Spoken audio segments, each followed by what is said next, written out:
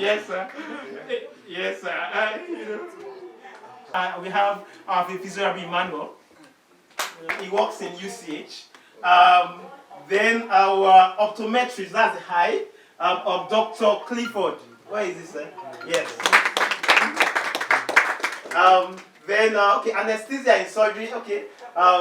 Mr. Damilare, he works in UCH. Yes, then, which one have I missed out? Dental, yes. Dental. Interestingly, we're classmates when we're in school, and he's a strong partner, and he's currently and working on in the oral, he's trained to be an oral maxillofacial surgeon. He has had experience with cleft palate. So he's coming here also because we're trusting God that we're going to communities where they have people that have cleft palate. The treatment is done free. And he has worked with Smile Train, you know, and all that, and we're working on how we can ensure that because nobody needs to suffer from cleft palate. A lot of them recognize very late, you know, and at that time it may be difficult for them to recover their speech. But those that discover early, they effect. Then which other one have I missed out? Okay, so Modupe, an aesthetic technician. So she's working in surgery. Oh, laboratory! You didn't remind me. So she's a medical lab scientist. She'll be leading our lab, our laboratory team. Yeah. So everybody here is actually an health professional. Because we are committed to excellence as much as possible. So she's a dental student. She's going to yes, dentist to Miss Shade, dentist to Mr. Kayode. Yes. Then she's a physiologist and final year medical student, Miss Tope. Yes, so she's doing her second degree in medicine. Then yes. It's part of our team too. There is no medical mission organization that doesn't work. So it's Pastor Sam. Yes, he deserves it. For his work in medical missions. Yes. Is our publicity director, so he's in charge of our publicity. Then okay, yes, I've introduced everybody here. Then Miss Deborah, she's a community health. You have John Kerr. Yeah, I introduced her earlier. Mudupe, anesthetic technician, yeah. Then she's and she's currently doing I think this master's or something. Yes. Then she's a nurse Tolani, very very long-serving member of Czech. Then Miss Titi. Last year. Last year, no, she didn't come here, but she comes to our last year. Yeah. She ran away from Then Miss Titi. Miss Titi Akishende, or Nurse Titi, she's a nurse. Yeah. We have he's in charge of our media, and his pictures have been very excellent and has helped us. I can attest to that. You know, so he's the CEO of Easy Photography, and you know, God has used him amazingly for us. We practically don't pay for this. And we are honored, sir. So it's God has blessed us in Czech. Mr. Yinka Ilesomi. Yes, so we celebrate him, sir. Yes, then he came with his assistant, Mr. Peter. You know, and we have people that are not just professionals, but are God-fearing people. That's the gift that we have in Czech. And we give God the honor and glory. I'm not sure. Okay. So, sir, would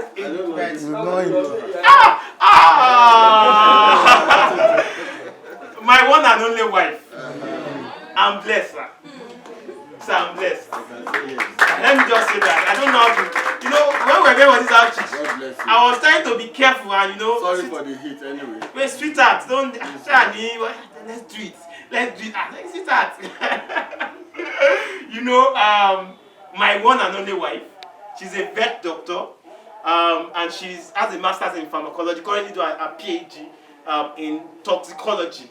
That's the aspect of pharmacology she's specializing in. And she has been everything. When we started check, she was our nurse, our pharmacist, our administrator, you know what. So she's my wife, Mrs. Babarisa Omotayo. This work, we cannot do it alone. And when we find people that are role models, people that we hope that when we grow up, we want to be like, that are contributing, because we believe that Nigeria is possible. We believe that Nigeria can get better, even though many people believe, you know. So when we find people that are doing this, we always, and there are few people that we're giving this award to, we always specially appreciate them. We will not be able to appreciate them in terms of finance, because really, how much can we give? But we want to say that we appreciate them and we recognize them as parts, as parts of our history. Oba Adeoye Gbenga Adigun Oyinlola JP, the Ààrẹ of Ofikiland, in recognition of your dedication and relentless commitment to creating healthy communities in Ofikiland, Oyo State, and beyond. Because it's not just the Oba of this community, he's also the president of the African Baptist Youth Fellowship, and also current from the World Baptist Alliance. So he's not just making a difference here, he's making a difference all over the world. And so we are proud to be associated with you, sir. Created us to assist each other. And for what you are doing the service of God. And let me tell you, both Christian, Muslim, and traditionalists, they are out there waiting. Sickness does not know any religion. Yes, sir. And God's healing does not know any religion. Yes, sir. The Lord will reward you. Amen. This award is dedicated to Czech. Thank you, sir. Because the day I knew Czech was online. I'm always online. So I sent a message, and when he put up a call, he was even the one running after me again. Honestly, your team is amazing. And I pray that God will enlarge your coast. I know very soon the whole world will celebrate you. Amen. Because through church, a lot of you, the doors of the whole world will open. Amen. We've spoken a lot, we've discussed a lot. I'm going to put in all my best. We'll partner together to move on higher. Amen. So thank you so much. Thank you, sir. As we commission you for this task, I commission you in the name of the Father, Amen. of the Son, Amen. and of the Holy Spirit. Amen. God will.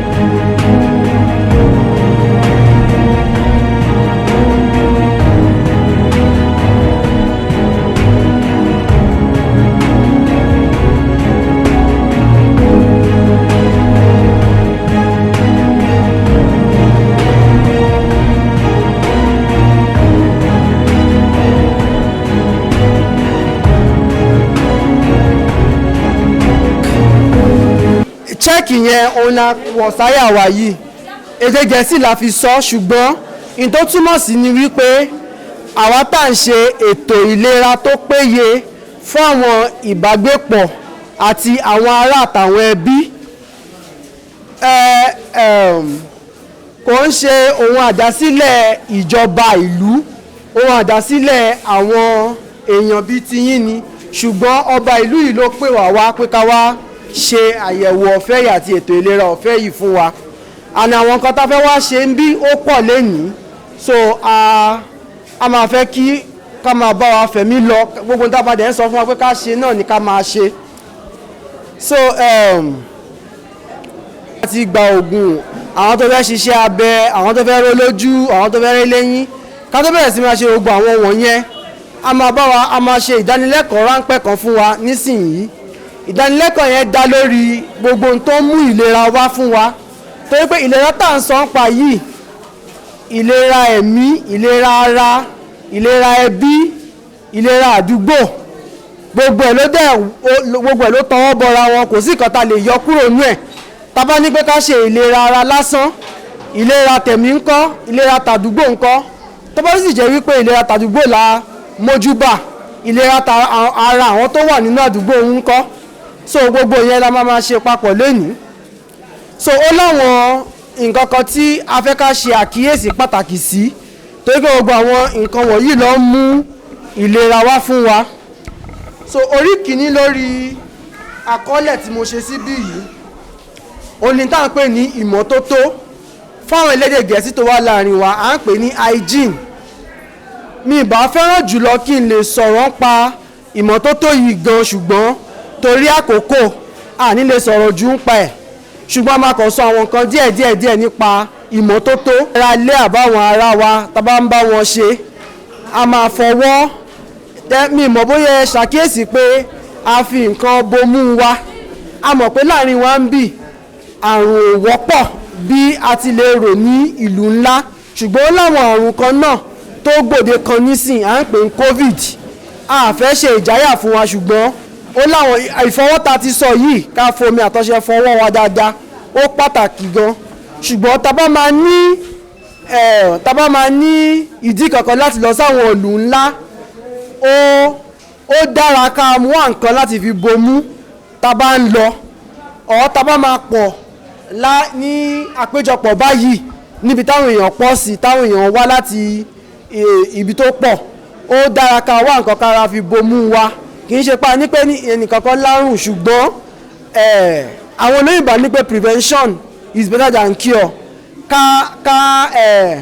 ká má jẹ́ kí nǹkan ṣẹlẹ̀ ó dára ó sì kò sì mú owó dání ju kí nǹkan ti ṣẹlẹ̀ lọ́ka wá fẹ́ wòsàn ìwòsàn ò dára tó kí ni prevention ẹ̀yà mi ló Yorùbá fún prevention ó ní nǹkan táwọn olóyìnbó máa ń pè ní balanced diet ní ṣókí balanced diet túmọ̀ sí wípé gbogbo àwọn ẹ̀yà oúnjẹ ó gbúdọ̀ pè sínú oúnjẹ tá a bá gbé síwájú kò ń ṣe pákí nìkan ló ń jẹ kò ń ṣe iṣu nìkan ló ń jẹ ó yẹ kó ní àwọn nǹkan bíi ẹja ẹyin bẹ̀ fún àwọn ọmọ wa ọ̀pọ̀lọpọ̀ wàràwàrà mímu torí pé ó ní nǹkan tá à ń pè ní protein tó wà nínú omi òun ìfẹ́ túmọ̀ sí Yorùbá ṣùgbọ́n protein yìí òun làwọn ọmọ fi ń dàgbà òun làwọn àgbààgbà náà fi ń tún ara ṣe ẹni tó bá kàn ń jẹ pákí tí ò jẹ protein á gbó láìtó ọjọ́ á lọ láìtó ọjọ́ ọlá àdẹ́mi gbogbo wa sí gbogbo wa tá a wà ń bì la jẹ́ èèyàn Ọlọ́run ní ìkápá wa kọ̀ọ̀kan ṣùgbọ́n tí a bá fi ìmọ́tótó sí bí gbogbo àwọn akitiyan ẹbí asánlá dálé lórí pàtàkì fún ìlera wa so nǹkan tí mò ń pè ní balanced diet yìí wọ́n mọ̀ pé àwọn nǹkan bíi pákípákí bíi iṣu ni oúnjẹ wa jùlọ ṣùgbọ́n a gbọ́dọ̀ máa jẹ pẹ̀lú ọbẹ̀ ẹ̀fọ́ kò dẹ́ sọ̀rọ̀ ẹ̀fọ́ ta ti fi omi gbóná dá lálá o ẹ̀fọ́ tó yẹ pa ọra sè fẹ́rẹ́fẹ́ tó yẹ pa sì lè rí jẹ a sì mọ̀ pé ẹ̀fọ́ là ń jẹ kò kàn ń ṣeré tó ti kú sínú omi and then ọ̀pọ̀lọpọ̀ epo kò dára fún oúnjẹ náà jùlọ ṣùgbọ́n epo gbọ́dọ̀ wà ní oúnjẹ tá à ń jẹ àkókò wọn so èso tó bá wà lákòókò ká ṣe dájú pé à ń jẹ ká má dẹ̀ dẹ́gun la ọ̀rọ̀ tí mo sọ kẹ́yìn yìí pàtàkì fáwọn ọmọdé wa àwọn ọmọ tó sì ń dàgbà wọ́n tún nílò ẹ̀jọ̀ àwọn àgbààgbà lọ bí ta bá fẹ́ jẹun tó yẹ pé èso kan ló wà ńlẹ̀ tó jẹ́ pé bóyá ẹran kan ló wà ńlẹ̀ ọmọ kékeré ni ká fún mo rò pé ó tako àṣà àti ṣe wa ṣùgbọ́n ó láwọn àṣà àti ṣe kan tá a máa mú sẹ́gbẹ̀ẹ́ torí ìlera because àpá àwọn ọmọ yìí àwọn ni ogún ọ̀la tí ogun wa bá ti lọ nísìn àwọn ni wọ́n á di òfìkì ẹ̀rọ pé wọ́n gbọ́dọ̀ ní ìlera tó péye ẹ ká máa ṣe àkíyèsí sáwọn ọmọ wa a mọ̀ pé àwọn ọmọ tó bá dàgbà lóko wọ́n máa ń lókun ju àwọn ọmọ tó dàgbà nílùú lọ ṣùgbọ́n àwọn àrùn kan náà wà táwọn ọmọ tó wà lóko tí ó lè ṣe àwọn ìfàkúfà kan tá a fẹ́ fún wọn. So àwọn àrùn ẹ jẹ́ ká àkíyèsí sáwọn ọmọ wa, ẹ jẹ́ ká máa mójútó eyín wọn, ẹ jẹ́ ká máa mójútó ojú wọn. Ojú oníkálukú ẹ kó funfun báláú ni. Bàbá ọmọkọ́mọ kan tí ojú ẹ̀ bóyá ó mú àwọ̀ yẹ́lò àbò mú àwọn kan tí ò ṣe, ẹ jẹ́ ká tètè mójútó. Bí ta bá wá báyìí tàbí ta bá lọ sí ilé ìwòsàn ti ìjọba ká lọ ṣe àyẹ̀wò ohun tó ń ṣẹlẹ̀. Ó ní báwọn ọmọ wa ṣe yẹ kó ṣe rí, ó yẹ káwọn ọmọ wa lára. Òwọ́n ṣe pé kọ́mọ kan wà kó rí dá tóbi, kíkùn dá tóbi, kẹ́sẹ̀ àtọwọ́ kan wá dàbí ìṣáná. À ń pè é kó aṣọ́kọ̀, omi ìpamọ́ yìí ò ní àwọn oúnjẹ tó yẹ kó jẹ. Oríṣiríṣi nǹkan mi dẹ̀ tún lè wà. A lè ráwọn ọmọ tó yẹ pé irú orí wọn ó pàjọ irú orí àwọn àgbààgbà wa kọ̀ọ̀kan lọ. Kò yẹ kí irú ọmọ kékeré rí bẹ́ẹ̀. Irú orí ọmọdé yẹ kó kún bí ti tèmi yìí ni, torí wọ́n sì ń dàgbà. So tá a bá rí ọmọ kankan tí wọ́n ń já àbí tí ó ṣe gbogbo àwọn tí mo sọ yẹn, ẹ jẹ́ ká tètè kíyèsí. A gbọ́dọ̀ lójú 30 ìṣẹ́jú lọ lórí ìlóṣò. Bọ́n mo mọ̀ wípé gbogbo wa kọ́ la lágo lọ́wọ́, so a lè má lè wo aago ọwọ́ wa. Téèyàn bá lágo lọ́wọ́ ó dára, ṣùgbọ́n tá a bá lágo lọ́wọ́ a lè wo iṣẹ́ tá à ń ṣe ká wá fi ṣe ìyẹ̀wò fún nǹkan tá a ti ṣe. Bóyá èbè là ń kọ ní, tá a bá ti kọ bí èbè 20 tàbí 30, a lè rọra dìde láti ìlóṣò yẹn. A máa wá ṣe tí mo ṣe báyìí. Mi bá kọ́ wa lórí kan, ṣùgbọ́n mi ò fẹ́ ká tún da gbogbo tá a ti ṣe rú. Má sì kọ́ wa lórí kan ká tó lọ. Ìyẹn dá lórí ìmọ́tótó, ṣùgbọ́n eléyìí awakọ̀ tẹ ẹ̀yìn sẹ́yìn báyìí, a máa ṣe sẹ́gbẹ̀ẹ́, a máa ṣe kejì sẹ́gbẹ̀ẹ́ náà. A fi ń na ẹ̀yìn yẹn ni, a máa gbé ọwọ́ sókè, oúnjẹ kejì ẹ̀ padà sí gbogbo àgọ́ ara wa. A máa gbọ́wọ́ kejì náà sókè, a máa nà sẹ́yìn, a máa nà síwájú. And tá a bá ti ṣe gbogbo iṣẹ́ oko wa tó mi ò ní pé ká dá ọwọ́ oko wa di o, ṣùgbọ́n a máa ṣe ní kíkúrú. Àní ṣe gbogbo ẹ̀ lẹ́ẹ̀kan náà gbọ́ọ̀rọ̀. Tá a bá dẹ̀ fẹ́ sinmi, yálà ó jẹ́ oko tàbí ní ilé, ẹ jẹ́ ká máa dùbúlẹ̀ sórí ilẹ̀ lásán. Ẹ mọ̀ ilẹ̀ ń lé, bàbá yẹn dùbúlẹ̀ sórí ilẹ̀ yẹn, bó ṣe lé yẹn lára ní àti bẹ̀rẹ̀ sí máa lé tó bá yá. Kò yẹ kára máa ìwọ̀n dò ìlera là ń sọ, bọ̀ kì í ṣe irú ìlera ẹ̀kọ́. Ara líle kọ́ ni ìlera. Ìyìn tó jẹ́ ìlera ni ara tó dángájíá, tó yẹ pé ẹ lè ṣe iṣẹ́ ọ̀pọ̀lọpọ̀ tí ò dẹ̀ ní rẹ́yìn, tẹ́ẹ̀ní lára ríro, tẹ́ẹ̀ní lẹ́yìn ríro, tẹ́ẹ̀ní ní ẹsẹ̀ tàbọ̀wọ́ tó ń kú rírì, tẹ́ẹ̀ní ní dídùn tó ń san yín lọ sọ́pọlọ. Àwọn ọ̀nà tá a lè gbé gbà tá a lè fi má jẹ́ kí irú nǹkan báwọn ìṣẹ̀lẹ̀ lélẹ̀. So tá a bá fẹ́ sùn yálà lóko tàbí ní ilé, ẹ jẹ́ ká wá nǹkan tó dẹ̀. A sì lè tẹ́ ẹ ní ìwálé. Èmi máa ń sọ wípé tá a bá rí nǹkan fi máa ń ṣe òrùlé láyé àtijọ́, àwọn tá a máa fi ń ṣayẹyẹ òun, a lè tẹ́ sílẹ̀ ká tẹ́ ẹ nílẹ̀ mọ́, á dẹ̀ díẹ̀, wọn ò gbúdọ̀ dẹ̀ jù náà torí kó má bàa bà ẹ̀yìn wa jẹ́, ṣùgbọ́n kó dẹ̀ díẹ̀ ká mọ̀ pa sùn lé nǹkan. A lè lo àwọn ewé ọ̀pẹ tàbí ewé ọ̀gẹ̀dẹ̀. Àwọn tábàdẹ̀ láǹfààní ẹ̀, a lè ra matirasi, ṣùgbọ́n matirasi tá a bá máa rà kò gbúdọ̀ jẹ́ matirasi tó ń tẹ̀ wọlẹ̀, kò dẹ̀ gbúdọ̀ jẹ́ matirasi tó ní ìdun, tó gbà àwọn nǹkan yìí wọ́n tún lè fa ìfàkúfà ságọ́ ara wa. Ilé oògùn olóró ó lè ṣàjòjì sáwọn kan nu wa, ṣùgbọ́n gbogbo àwọn nǹkan wọ̀nyí tá à ń sọ wọ́n máa ń wá. Àwọn mìíràn wà tó yẹ pé iṣẹ́ oko tó ń ṣe yẹn ó máa ń dá wọn lágara, so wọ́n á wò pé táwọn bá mú oògùn oríṣiríṣi wá kólura ara le, ṣùgbọ́n irú nǹkan bẹ́ẹ̀ yẹn ó ń ba àwọn àgọ́nú ara wa jẹ́ ni. Ní jọjọ lọ́jọ́ lọ o. So gbogbo àwọn nǹkan tá a ti ṣe yìí a fẹ́ ká ṣàkíyèsí. And then níparí, gbogbo àwọn ọ̀rọ̀ tá a máa sọ lẹ́yìn tá a lè máa tún gbọ́. Ẹ̀yin tẹ́ ẹ wọ́n mọ̀ pé kì í ṣe gbogbo ìlú òfìkì lélẹ̀. So àwa tá a wà ń bì, mo fẹ́ ká jíyìn rere ìyìn tá a ti sọ ń bì yìí, ká ṣe fún àwọn tó hàn wá. Gbogbo ìdánilẹ́kọ̀ọ́ yìí gbogbo èèyàn ló wà fún. So ibi tèmi á parí ọ̀rọ̀ tèmi sí ni ẹ̀, so máa wá tọ́jú eyín wa, bá máa ṣe wo àwọn nǹkan tí ó lè dààmú wa pẹ̀lú eyín. So eyín mi ó mì, eyín mi. Okay. So ìdí tá a fi wà bí náà lè ní nìyẹn. So gbogbo eyín tẹ́ bá ní pé nǹkan kan ṣẹlẹ̀ ní eyín àbí nínú ẹnu, ìdí tá a fi wà bí lélẹ̀. So ní ṣókí màá sáré fi àwọn àlàyé kan sọ àlàyé kan fún wa tí ta bá mọ̀ ó máa ràn wá lọ́wọ́ láti rí pé a ṣe ìtọ́jú eyín wa bó ṣe yẹ kó rí. Bá ṣe mọ̀ pé wọ́n ní ìmọ́tótó ní ó ń borí àrùn mọ́lẹ̀ àbí bẹ́ẹ̀ ni àrùn tó máa ń ṣẹlẹ̀ sí eyín bíi akokoro, bíi kí eyín máa mì, bíi kí èrìgì máa ṣẹ̀jẹ̀ bẹ́ẹ̀ ta bá ń fọnu àbí ta bá ń ru pákò. Kí ló máa ń fa àwọn àrùn yìí? Tí a bá ṣe ìtọ́jú eyín wa bó ṣe yẹ òun ló máa ń fà á. Ní kíákíá máa fi àlàyé kan hàn wá. Eyín ẹnìkan mo mú dání yìí o, ẹnu ẹnìkan lélẹ̀. Àwa dókítà àmọ́ bó ṣe ń ya fọ́tò ẹnu tó jẹ́ pé tẹ́ ẹ̀ bá sí bẹ́ẹ̀ á mú ẹnu yín dání, ẹnu ẹnìkan lélẹ̀. Brush, ṣe bá mọ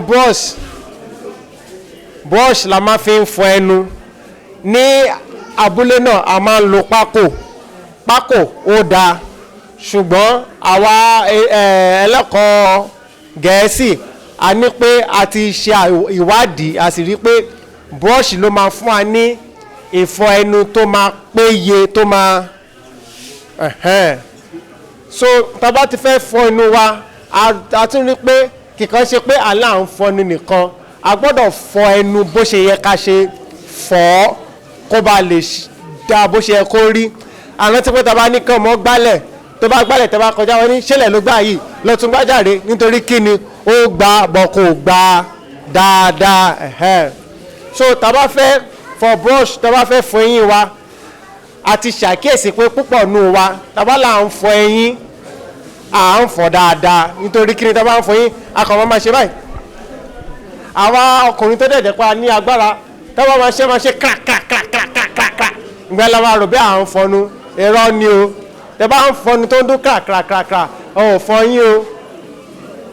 Tẹ bá ń fọnu tó jẹ́ pé gbogbo agbára ló ń lò tó ń tẹ tó ń ti gbogbo agbára mú eyín ò fọ yín o. Tá bá ti fẹ́ fọ eyín nítorí pé eyín ara wa ni òun náà máa ń dùnyàn, so a gbọ́dọ̀ ṣe bó ṣe a gbọ́dọ̀ kì í ṣe gbogbo agbára kì í ṣe iṣan. A gbọ́dọ̀ ra brush tó péye, brush tó bá jẹ́ pé tá bá ti rà tí ò jẹ́ hard brush. Ẹni tó bá ń lo Angola, Wisdom kì í ṣe brush tó yẹ ká lo hard brush làwọn yẹn. Ẹ lọ́ra lọ kó dà sí dustbin tẹ́ bá délé báyìí. Ẹ lọ ra brush ètò bá ń pè ní Oral-B àbí formula. Tẹ́ bá ṣàtìrí tó kọ medium àbí regular òun ni máa rà. Tẹ́ bá ṣe ti fẹ́ fọ eyín ẹ wò mí, eyín òkè lélẹ̀. Ẹ máa mú wá sí ilẹ̀ ṣẹ́rí òkè ilẹ̀ kì í ṣe báyìí tó ti ń yẹ yín ẹ̀kú jókòó. Tá bá ń fọ yín wa òkè sílẹ̀ kì í ṣe pé kọ́mọ máa gbómọ́ra wọn. Tá bá ń fọ yín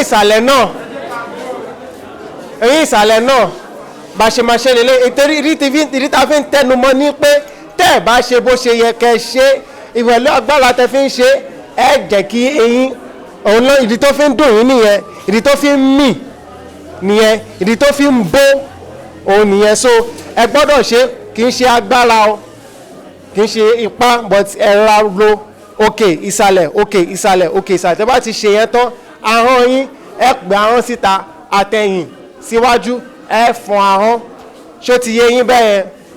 Tá bá sì fẹ́ fọ yín wa àárọ̀ tá bá ti jẹun tán alẹ́ ká tó sùn. Tó bá fọ lálẹ́ kó tó sùn tó bá ti jí láàárọ̀, bọ́ tó bá ti gbàgbé láti fọ lálẹ́ kó tó sùn tó láàárọ̀ kẹ́ tó jẹun bí gbogbo á ṣe mọ̀. Bọ̀dí ta fi ní pé tẹ́ bá jẹun tó ní pé torí pé ó yẹ kẹ́ ti fọ lálẹ́.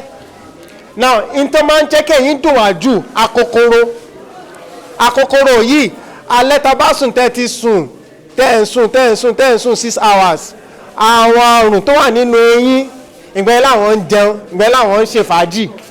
So kí àrùn tó máa ń kọ̀ sí eyín dídùn yẹn kó má bàa lè bà yín léyín jẹ́ la ṣe ní kẹ́ fọ eyín yín lálẹ́ kẹ́ tó sùn. Tó pé toothbrush àti toothpaste tẹ́ bá ń lò yẹn, toothpaste yẹn ní àwọn nǹkan nú ẹ̀ tó máa ń jẹ́ kí eyín kó má fi dùn yàn. Ó ti yé wa bẹ́ẹ̀ yẹn. so ẹni tó bá jẹ́ pé eyín dùn yín ni o àbí omi ni o ẹjọ́ tábà ti rìn kẹ́ máa sọ kíákíá so that a máa lè dá yín lóhùn kíákíá. ní ìparí màá fẹ́ sáré sọ ń pa àrùn míì tá a rí láwọn ọmọ tàbá bí àwọn ọmọ tàbá bí tó jẹ́ pé láàrin ètè wọn àlàfo máa wà ń bẹ̀ àbí nínú ẹnu àlàfo máa wà ń bẹ̀ mi mọ̀ bẹ́ẹ̀ àti rírú ẹ̀ rí bẹ́ẹ̀ ni ẹ ṣe dáàdì mi nítorí pé eléyìí ni tàbá bímọ àrùn tó máa ń jẹ pọ́ ọmọ bíbí tó ṣe ta rí jù ní orílẹ̀ ilẹ̀ ayé ni àrùn yìí tí wọ́n bá bímọ tó jẹ́ pé àlàfo wà nínú ẹnu àbí nínú ẹnu ẹjọ́ ọmọ náà kì í ṣe àbíkú o kì í ṣe ọ̀gbáǹjẹ́ kì í ṣe ẹ wo ẹ bá ń pàtẹ́wọ́ fún mọ́mì ẹ bá ń pàtẹ́wọ́ fún wọn rọ́dà fún wọn ẹ bá ń gbé wá ẹ jẹ́ máa ń gbé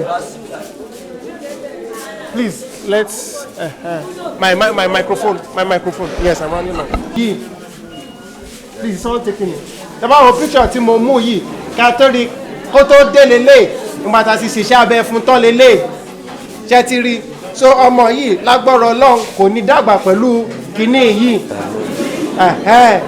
a ti rí àwọn mo ti operate èèyàn 40 something years old tó dàgbà bíi dáàdì wa yìí tó ń gbé kinní yìí káàkiri nítorí ẹ̀ kò lè lọ school kò lè ṣiṣẹ́ tó dáa torí pé wọ́n ní ó lárùn lára eléyìí ń ṣe àrùn àbíkú o kì í ṣe ọ̀gbáǹjẹ́ kì í ṣe ọmọ tó yẹ kẹ́ jùlọ ọmọ dáadáa ní tá a bá ti ṣiṣẹ́ abẹ́ ẹ̀tọ́ ẹ̀ní ẹ̀ rí ìyàtọ̀ pátápátá so lágbọ́rọ̀ Ọlọ́run àgbà detail ọmọ yìí a sì ṣe iṣẹ́ abẹ́ náà. The first one we want to talk about is called presbyopia. ìtàmà ọkọ̀ ṣe ìdánilẹ́kọ̀ọ́ pa ni àwọn olóyìnbó ń pè ní presbyopia òun tó máa ń mú àwọn àgbààgbà wa tán fi lè rí nǹkan kà dáadáa tí wọn fi lè rí ìtabátẹ̀ kà ọ̀tọ̀ fi lè rí iwájú dáadáa ọ̀ rí àyíká wọn dáadáa. Okay, for many of you when you were below 38 years. fún ọ̀pọ̀ inú wa ìgbàta fi jẹ́ ọ̀dọ́ díẹ̀ sí. You see that you could read your Bible and your Quran very well. a mọ̀ wípé a lè ka àwọn bíbélì wa àti kùránì wa àtàwọn nǹkan mìíràn tá à ń ká a lè ka dáadáa. And when you are pressing your phone you see that everything is clear. tàbá sì ń lo aago wa à ń rí àwọn tọkọ sójú ẹ̀ kéré-kéré. But now you are having difficulties in reading those things. onísìnyí àwa rí i pé àti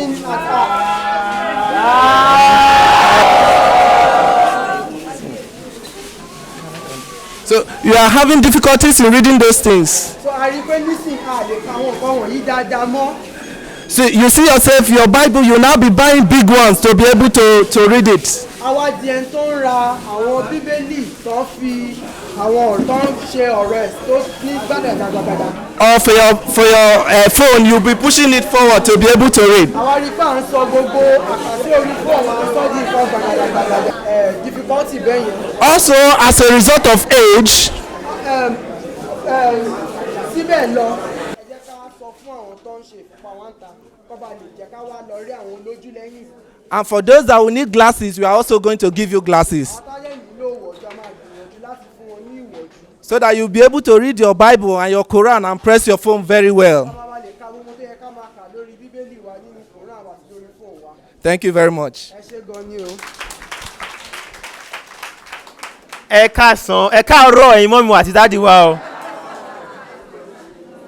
a dúpẹ́ fún àǹfààní tọ́lọ̀ ń fún wa láti wà níbàá ilé ní.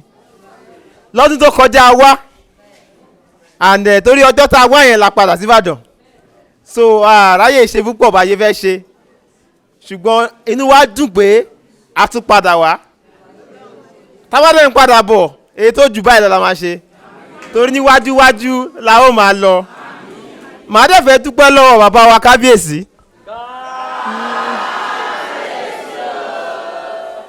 torí ẹ láti mọ bó ṣe jẹ́ torí ọ̀pọ̀lọpọ̀ àwọn mẹ́bẹ̀ẹ́ gà báwo lẹ ṣe ń ṣe kábíyèsí fúnra wọn ló pè wá wá mo láti sọ bẹ́ẹ̀ torí ó ṣe pàtàkì ká mọ òótọ́ ọ̀rọ̀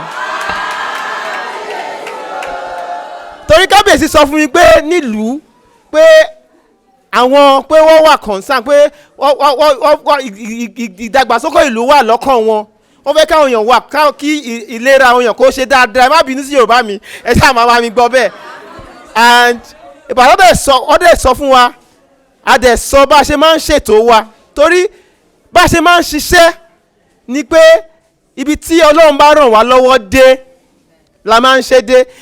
Nǹkan tá a fẹ́ ṣe pọ̀, ṣùgbọ́n bọ́lọ́run bá ṣe ràn wá lọ́wọ́ dé la máa ń ṣe. Bọ́lọ́run tẹ̀sí máa ń ṣiṣẹ́, Ọlọ́run máa ń ràn wá lọ́wọ́ sí ni. So bí kábíyèsí ṣe sọ wà sáà wẹ́ àwọn báyìí la lè ṣe o, báyìí ṣe tó ti kọjá.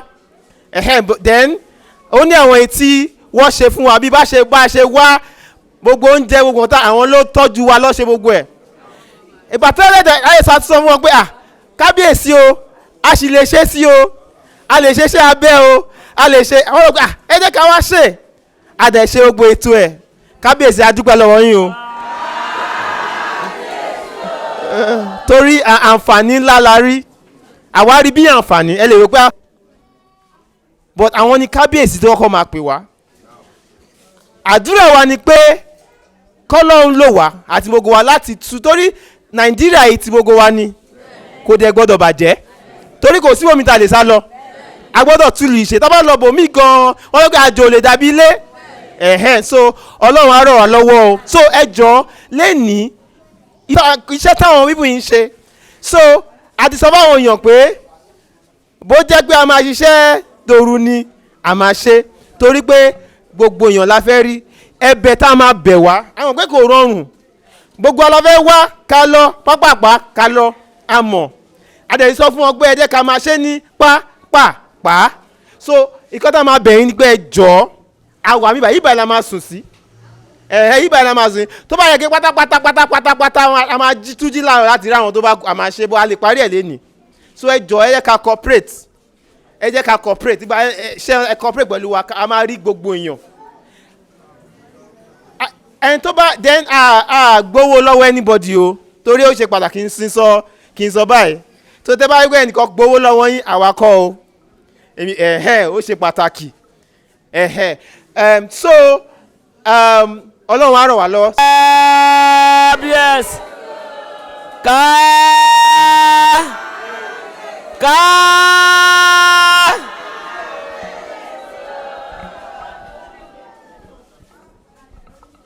mo kí ìdó pátápátá, mo kí gbogbo ìlú Òfìkì lápapọ̀, mo kí gbogbo àwọn àgbẹ̀ wa tó wá látọ̀nà oko, mo kọ́kùnrin, mo kóbìnrin, mo kọ́mọdé, mo kí àgbàlagbà. Ọlọ́run wà pẹ̀lú gbogbo wa. Mo wá kí àwọn dókítà wa tí wọ́n wá fún wa ní ìwòsàn ọ̀fẹ́. Ó ti sọ ọ̀pọ̀lọpọ̀ ọ̀rọ̀, ìfẹ́ gbà wá lákòókò mọ́ torí táìmù ti lọ. Ohun tí mo kàn fẹ́ sọ ni wípé ìlera kò dá Christian mọ̀, àìlera ò dá Christian mọ̀, kò dá Mùsùlùmí mọ̀, kò dá ẹlẹ́sìn àbáláyé mọ̀. Ẹni tí nǹkan bá ń ṣe kó má fi bò, kó sọ ohun tí wọ́n ti ń ṣe kí wọ́n lè tọ́jú rẹ̀ dáadáa. Ẹ rí pé ọ̀fẹ́ ni. Lóòótọ́ oògùn tá a bá fowó rà wọ́n lẹ́yìn àrò ní gbé, but bíi ti ìlera kọ́ o. Oògùn tó bá fún yín oògùn tó dáa ni. Ìlú èbó ni wọ́n ti ń fún ọ láwọn oògùn wọn sì dáa. Pẹ̀lú ògo lọ́dọ̀ Ọlọ́run wọ́n tún ti ṣe bẹbẹ fún wa tí wọ́n sì ti fi wá lọ́kàn balẹ̀ wípé ká fáwọn nílẹ̀, àwọn tẹ̀ fẹ́ kọ́ ilé ìwòsàn sílẹ̀.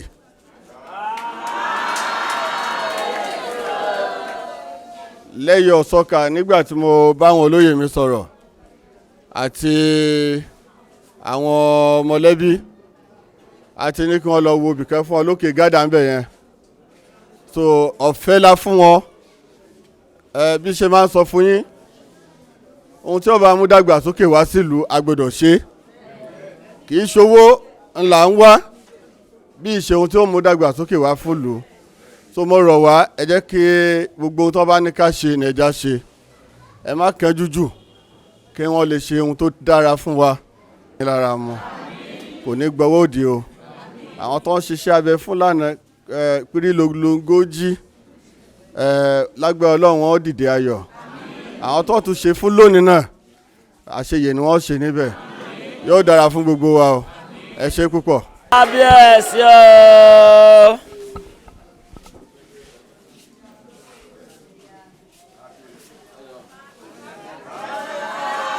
Bob.